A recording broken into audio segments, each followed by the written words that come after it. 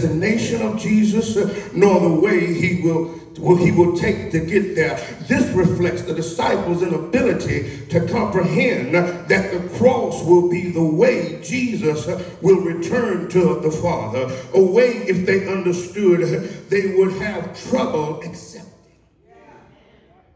You know why a lot of people don't believe in God? Because they have trouble believing that God would send his only son to die for the sins of the world. Come on, think about it now. If you have children, think about you sending your child to die for the sins of the world. First thing we say, I don't know them.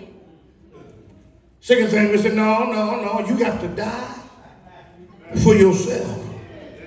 But what we have to understand is the love that God had for us.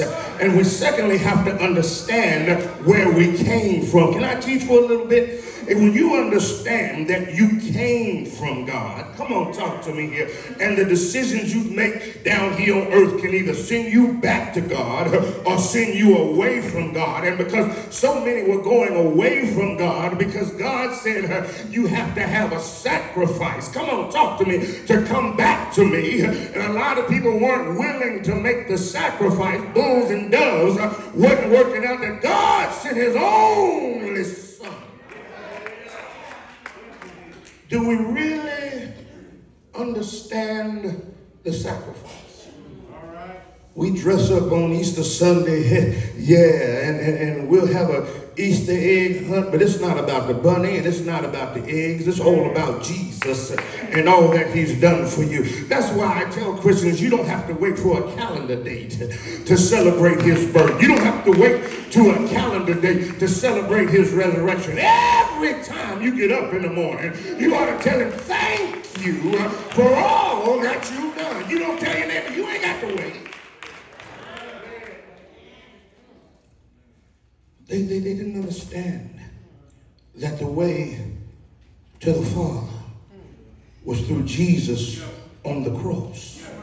Our brothers and sisters, if they understood, they would have, if they didn't understand, they had trouble accepting. Peter had already asked about Jesus' destination, but he had been left unanswered. Thomas now picks it up again and adds another element. Thomas says, Jesus says, you know where I'm going.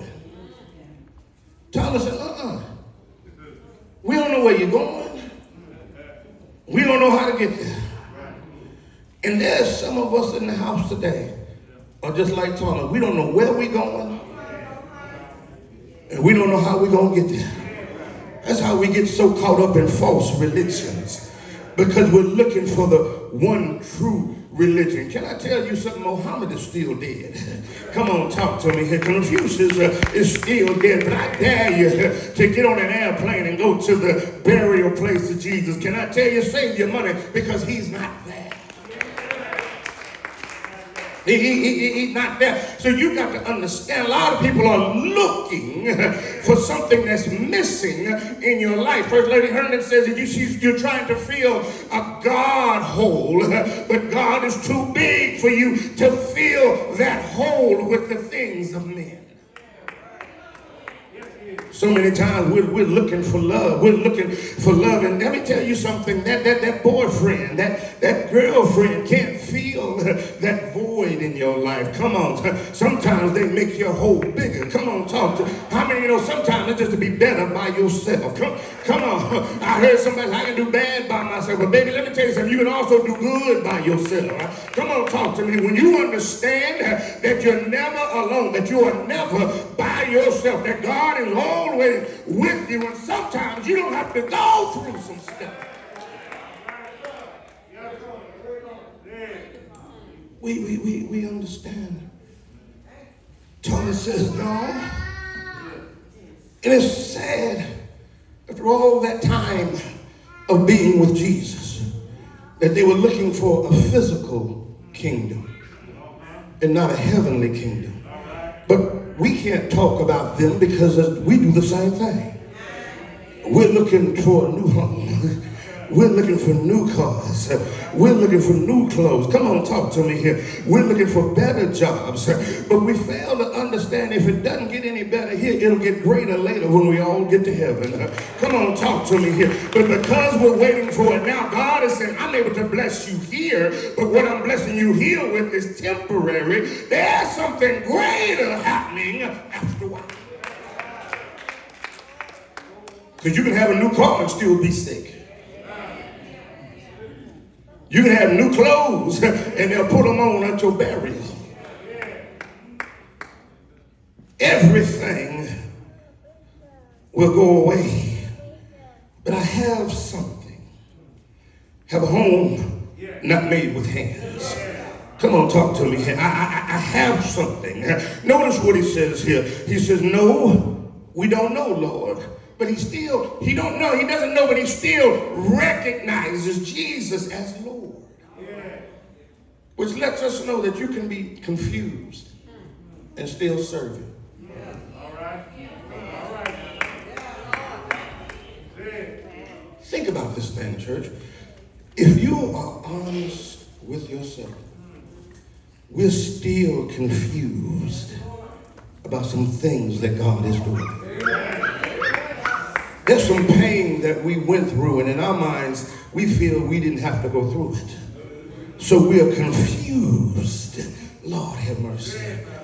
Deacon Scott, well, you haven't been ever confused, and I don't want to bring up old thing, but you ever get confused about why that tree had to hit you? Anybody ever been confused about why mama and daddy had to die? Anybody ever been confused at why your folks have gone on to glory and there's some evil and hateful folks still walking around here? Oh, y'all too young. Y'all don't want to talk to me this morning. But I know, because I've been you. I've been there. And sometimes you wonder what's really going on. Lord, how could you? I don't understand what you're doing. But you don't have to understand it. You'll understand it better by and by. What the old folks used to say. What's more important is that we are obedient to the will of God. Didn't make no sense to Saul to kill everybody and to burn the gold. It didn't make no sense to Saul not to take the lambs and the rams. It didn't make no sense. But what God told him to do, he should have done. And there's some things we got to understand that as followers of God, it's not going to make any sense. It didn't make no sense for Naaman, Lord have mercy, to get all those clothes together. It didn't make any sense for Naaman to get all the chariots together and go down there to see the man of God, and the man of God wouldn't even open the door. Can we get real for a minute? I came to see you, and you won't even open the door. I didn't come to see a servant. I came to see the man of God and tell the servant to get out the way. But here it is, it's a point of selfishness because he thought he was more than what he was. Come on, talk to me here. You don't know who I am, and I done came all this way. I got money in my bag. I got a credit card, a platinum credit card that I'm ready to give to you, and you won't even come to see me? Got your nerve. You're going to send a servant. Then you're going to tell your servant to tell me to go down to the Jordan and dip 7 times. Not the Jordan, baby, not the Jordan. No, not the Jordan, because the Jordan is nasty. The Jordan got some stuff in it. People bathe in the Jordan. People wash their